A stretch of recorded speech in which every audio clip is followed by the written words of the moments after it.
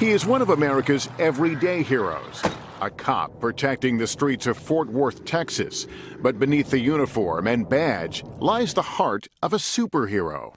Correct. On the job, he is Officer Damon Cole, whose community outreach, appearing as superheroes at local kids' events, morphed into something more meaningful, taking this full-time cop and father on heroic missions, using his days off to visit sick children wherever superheroes are needed. What prompted you to do this? As a police officer, you deal with every walk of life.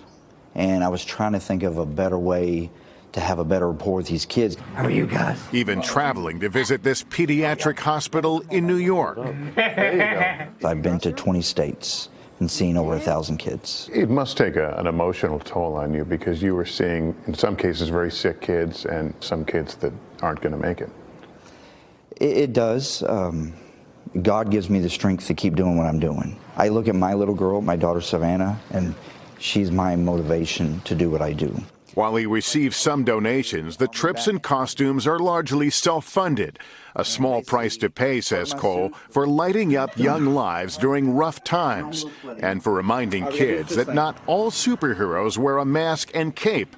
Some just wear a badge. I always tell them when I meet them, I'm like, did you know that you're Batman's hero? And they'll look at me in shock. And I'm like, you're my hero. I mean, you get up every day and keep fighting for your life. And they really are the heroes.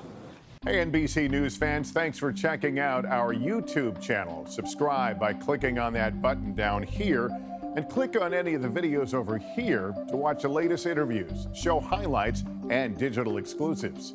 Thanks for watching.